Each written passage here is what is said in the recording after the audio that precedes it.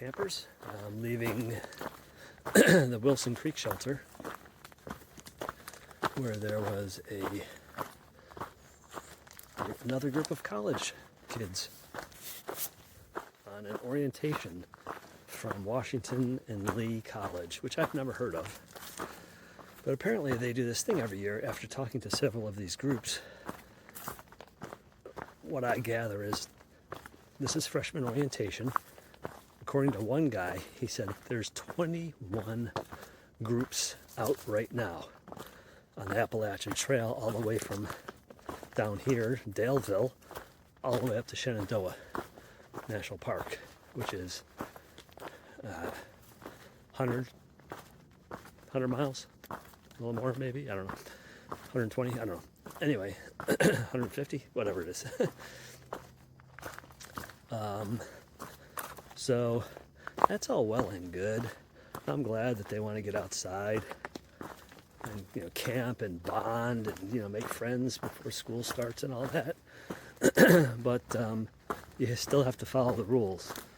And one of the rules, if you go to the ATC website, AppalachianTrail.org, if you look under groups, couple rules with groups. Number one, it can't be more than 10 people. So these groups haven't been more than 10. I think they've been 8 to 10, roughly. So they're okay there. They got the right size group as far as I can tell. Number two, you have to be registered. Don't know if they're registered or not, but my guess is no. Number three, and here's the kicker, you cannot use the shelter if you're in a group. Groups are not allowed to use the shelters. That means school groups, church groups, scout groups, summer camp groups, any kind of group. If you're in an organized group going out on an Appalachian Trail hike of any length, you cannot stay in the shelter, period. Sorry, that's the rule. I wish they would put a plaque up on every shelter explaining that. Because these groups don't understand that, apparently. They don't do their homework before they come out on these things. So anyway, if there was just one group out here, I'd be like, whatever, But I've encountered, this is, I think, the 5th college group. They've been at 3 of the last shelters, completely taking over the shelter. Taking over the picnic table, taking over the area immediately around the shelter with hammocks and tarps and clotheslines and whatnot. It's very discouraging for a solo hiker like myself, to hope to get a good night's sleep in a shelter, and you get there and the whole thing is overrun by people who aren't even thru hikers. So I had to write the ATC and say, hey, I don't know if you're aware of this, but this college, Washington and Lee College, is doing this thing where they've got up to 21 groups, according to what I heard, all at the same time, all on the AT, all going from shelter to shelter, getting there early, taking over the whole shelter, the picnic table, as I said. And I've seen hikers arrive and, see the shelter overrun, look around, no good tent spots, and then have to leave. And one of the kids, actually at the first shelter, when I stopped there and I decided to tent there, I found a spot. It wasn't ideal, but I found a spot. And this hiker, she came, and a few minutes later she left. And he goes, I don't think she was happy. I'm like, yeah, you know why? Because you guys took over the shelter, which is against the rules. And she should have had a spot in that shelter. She should have had the whole shelter to herself, frankly. And then later, that same night, at 11 o'clock at night, I was woken up with headlamps sweeping around and, hitting my tent. There was 2 other hikers who came in late. I'm assuming we're looking for a place, to camp, hoping to get into the shelter. The shelter was full, so now they're looking for tent spots. Couldn't find a suitable tent spot, and I don't know where they went, but they left. 11 o'clock at night, they still hadn't found a campsite, and they couldn't sleep there because the shelter was overtaken by these college students. So I felt I had to write the ATC. So I asked them, I told them the situation, told them what I've observed. And I said, you know, I don't know if these groups are registered, but they're definitely not following the rules because they're taking over the shelters. And, and also last night, they quote-unquote hung a bear bag. It was the worst thing I've ever seen. It was about 4 feet off the ground. I'm not exaggerating. I wish I'd taken a picture of it, but they took it down too early this morning. It was like a couple lengths of clothesline back and forth between two trees, and then the bag was just hanging there like chest level. I'm like, what do you think you're protecting that from? I mean, they don't even understand basic leave no trace principle. So I mean, all around it's just a bad situation. You know, they're all out at the same time, taking over every shelter. They don't understand leave no trace principles, at least based on what I saw with that bear hang, which was the worst I've seen yet on the AT. So anyway, that's my thoughts. You know, I hate to blow them in like that, but you know, everyone else wants to enjoy the trail too. People like me, we're out here busting our ass every day, hiking from dawn till dusk.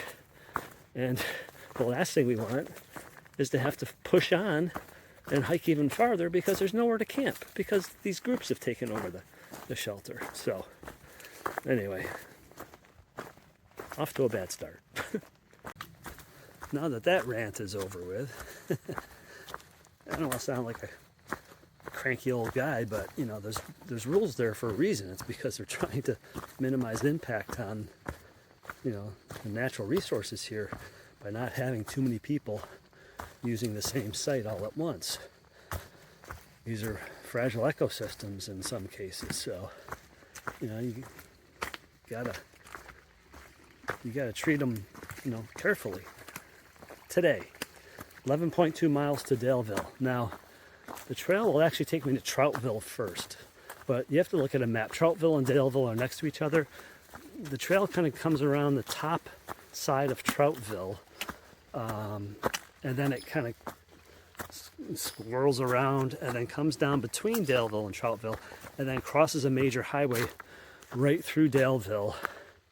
And literally, when I cross the road there, it'll be like there's hotels here and there's a convenience store there. So I will be, you know, not in a city, but it will clearly be civilization.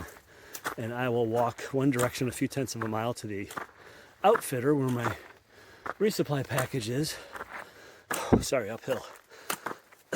First climb of the day. I'll get my resupply package, I'll open it, and I'll dump the contents into my backpack. I'll sort it out later. I'll just get everything in my backpack. And my new poles will be in there. So I'll take this pole and I'll stash it in my backpack. And I'll use my new poles. And then I'll head back to the hotel. It's about a half mile from the outfitter. It's not like that. 15 minute walk. And I'll check in there, take a shower, do my laundry, and go through my resupply, look at what I've got for food, figure out my day-to-day schedule between Daleville and Pearisburg, which I can do in about 7 days. 6 days would be pushing it. I'd have to do a little over 17 miles a day, every day for 6 days. Ooh, that's a tough one. If I do it in 7 days, it's more like 15 miles a day. In any event, I like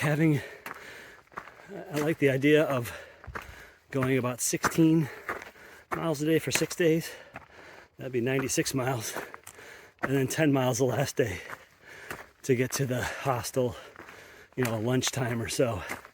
Kind of like I'm doing today with 11.2 miles. Get there early afternoon. That'll give me most of the day to do my stuff. In any event, I won't talk about Pearisburg right now. So today it's Daleville. So outfitter, resupply package, hotel, shower, laundry, go get dinner, go do my resupply shopping, come back to the hotel, pack everything up, get it ready for Pearisburg, and then tomorrow morning head out early, you know, check out of the hotel and be out there 6:30, right when it starts getting light out. Hit the trail. So that's why I want to get there early. The earlier I get there, the sooner I can do all that, and therefore the sooner I can get to bed. Get a good night's sleep. Try to anyway. I haven't been sleeping well lately. Okay, I just checked my positioning. It's 2 hours into my hike. It's 9:20. Sorry, bug. Jesus. And after 2 hours, 4.3 miles. It's totally respectable. It's over 2 miles an hour, about 2.1, 2.2. I had a bit of a climb this morning. It was a steady up for a good 45 minutes or so. Not super steep, but it slowed me down. I just wasn't feeling the mojo this morning. It is cool. It's sunny. It's pretty much like it was yesterday. A little less of a breeze, but not as humid, not as warm, about like yesterday. So in less than 2 miles is the Fullard Knob Shelter. I'm going to take my lunch break there. It's about the halfway point, a little more than halfway. 6.2 miles after I get to the shelter, I'll have about 5 miles into Daleville. So I'll have my crackers and peanut butter there. Sign the register. Hopefully there won't be one of those college groups still there. Yay. About 1.9 miles, I should be there about 10:15, somewhere around in there. And after that, it should be about 2.5 hours into Daleville. I should be in Daleville by 1:30, I would think. Which will be perfect timing. I was shooting for between 1 and 2, so we'll see if I can hit that target. So I just realized something. It's Thursday. I'm staying in Daleville tonight. That means Friday morning I'm leaving Daleville. And it's only about 14 or 15 miles from Daleville to McAfee Knob. So I'll be reaching McAfee Knob late on a Friday afternoon. That's part of the Virginia Triple Crown. Sorry, cobweb. Jeez, God, I'm getting mugged. Holy crap. Oh, good Lord. They're just clinging to me everywhere. Oh. So as I was saying, McAfee Knob is part of Virginia's Triple Crown. I can't think of the other two, but there's a Triple Crown loop you can do, I guess. You hit these 3 points, and one of them is McAfee Knob. You'd know McAfee Knob if you saw it in the photos. It's one of the most iconic places to get your picture taken on the Appalachian Trail. So unfortunately, I'm going to be hiking through the Triple Crown area on a weekend. I couldn't have timed that worse. Nothing I can do about it now. There's going to be a lot of people out. I don't know how the campsites will be, but it's going to be like tourist city over there for a few days until I get past it. Unfortunately, I mean, it is what it is. What am I going to do? Here's one of those turnstile fences, which you're supposed to go through here, and then you come out there. I could just walk around it here on the side, but just for fun, I'll go through it. And that looks fairly new. I can't imagine that's there for any livestock. It's probably there to keep cars and trucks from coming down this road. This is clearly an old logging road or dirt road of some kind. So I'm guessing that's what that's there for. ATVs maybe were coming through here, dirt bikes and stuff, and they're trying to protect the area. That's my guess. Well, there we go, shelter 0.1 mile. Gut Hook says it's 250 feet. That's less than half of that. It's like 0.05 miles, but who's counting? All right, let's see if there's anybody there.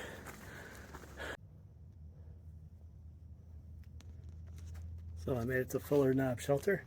It was only about 100 yards, a little over 100 yards off trail. But it's an older shelter here.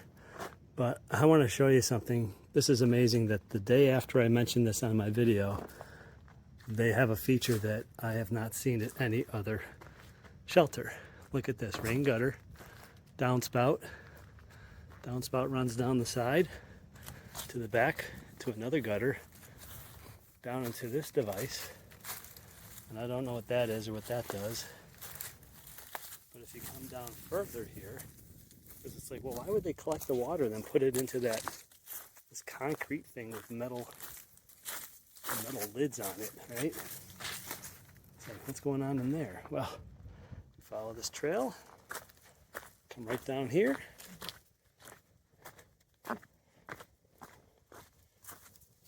Rainwater cistern spigot.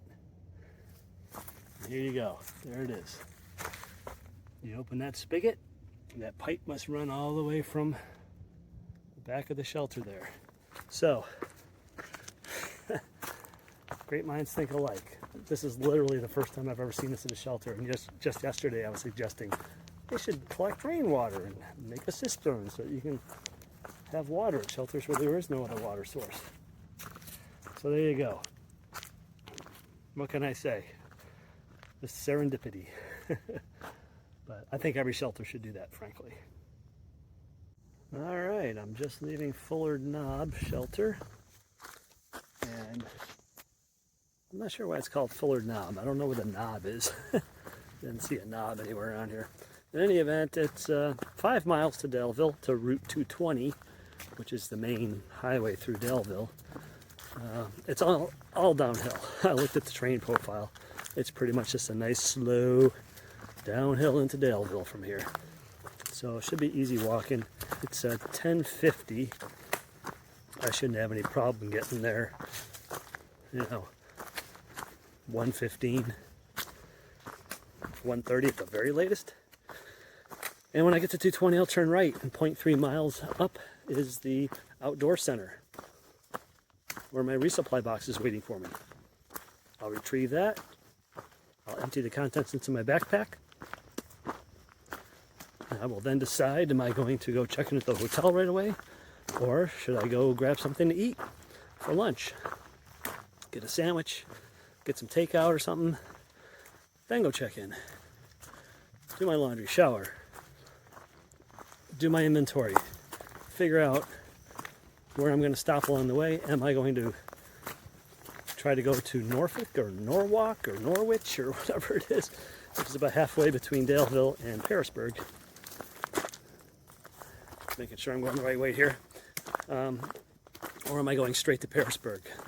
That will require a 7-day food carry, which is a lot of food to carry. It's a heavy pack. Or do I carry 3 or 4 days of food and then resupply in Norwalk? I gotta look that up. I forgot can't remember what it is. So let's see. I'm at the crossroads here. I think I go. Yes, I go down this way. Okay. Anyway, big decision to make. Again, I talked about it before. It's going to save me, 5-6 pounds of weight maybe. Is that worth it? To make an 8-mile side trip, have to hitch a ride to this town and shop and then repackage things and pack it all in my pack and then hitch back again to the trailhead. All for saving 5 or 6 pounds. I think I'm going to travel a little bit lighter. I've been carrying quite a bit of food. I haven't felt like I need quite as much food. I'm not burning as many calories, I don't think, as I was up in New Hampshire and Maine, where you're climbing these steep, rocky, difficult, mountains, thousands of feet in elevation, then down again, and you're just exhausted by the end of the day. This is easier hiking here. It's also very nice. It's not too cold right now. It's not too hot, so I'm not burning a lot of calories trying to keep my body warm. I'm not sweating off a lot of weight, water weight. So I may go a little bit lighter on my food. Take 1 fewer snack per day or something. Try to shave a couple pounds of weight off of my pack. we'll see. I think I'm going to do away with the mixed nuts on this leg of the trip. Not forever, just for this 1 week trip, because I always seem to have those left at the end of the day, or maybe I'll eat some of them, but not all of them. And I almost always come into camp with some of those mixed nuts, and then I'll eat them while I'm making dinner, just because I want to get rid of as much food as I possibly can. But I'm thinking I might trade that for something like a candy bar, Cliff Bar or something. It's less work for me to buy mixed nuts and repackage them in little snack baggies and all of that, as much as I love them. And they also make your hands, salty and oily, when you're eating them. So I'm going to rethink my food strategy on this leg of the trip. Go a little bit lighter on food. Not too much, but maybe just carry 3 or 4 ounces less per day, quarter pound per day. A week's worth of food, that's about 2 pounds right there. So I think I'm leaning towards carrying the full 7 days coming out of Daleville, just being smarter about my food choices, and then just hiking straight through and not stopping halfway to try to resupply. I was just walking by this tree, this plant, whatever it is. I'm like, holy cow, look at the size of these leaves. It's like elephant leaves, like elephant ears. Look how big they are next to my hand. Those are the smaller ones too. Look at that thing. Those ones up there are huge.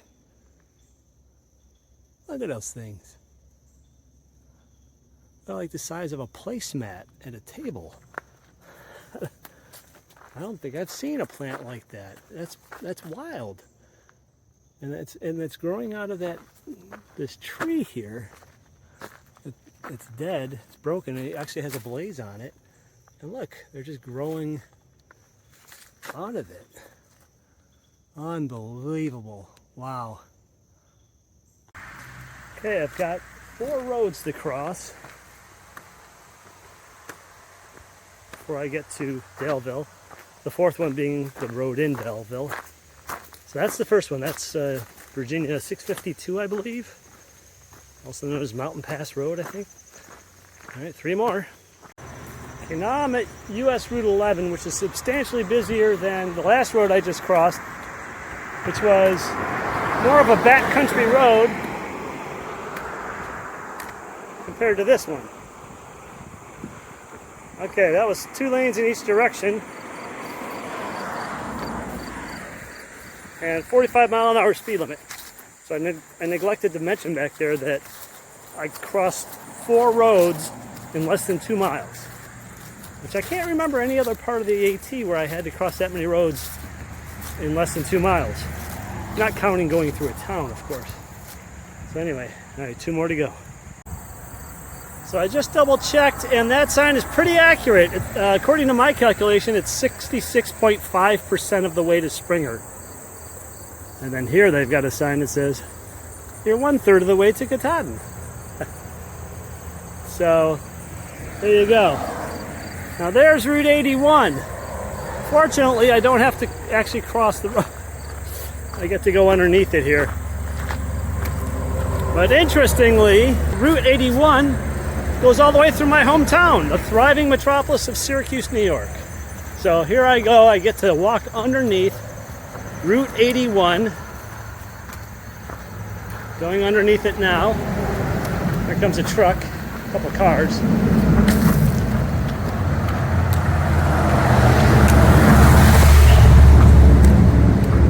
So there you go, a couple trucks. That's 81 behind me. They don't give you much room on the shoulder here. Kind of crazy. But that's Route 81. If I hopped on if I hitchhiked from here, it would take me straight to Syracuse, New York. It's kind of cool. Right at the 2/3 mark. Hard to believe I still have a third of the trail to go. Doesn't feel like it. And I'm trying to get it done within the next 2 months, but I guess that's true. That's nice. Someone left purified well water from, looks like Beach Hill Hostel. That was awful nice of them. I don't need water, but Some people probably do. Finally, here's Route 220. In fact, you can see the Super 8 sign back there. I don't know if you can see it. Right behind that Pepsi truck there. So I gotta cross divided highway, 2 lanes each direction, get on the other side, and then walk about 3/10 down to the outfitter, get my package, and then I'll kind of take it from there. So here we go. Well, apparently Daleville is a hopping place because I just had to wait like 3 or 4 minutes to cross the road. But I'm on my way, so everything's good. I had to cross because it's a better shoulder over here.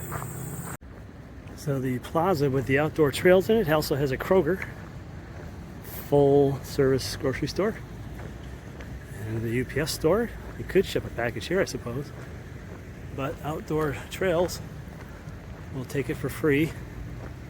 If it's a personal package, you can't, if you have something sent from Amazon, they'll charge you $5, I think. And there's a Verizon store right next to it in case you're having trouble with your phone and you're a Verizon customer. And look, there's a noodle shop right next to it.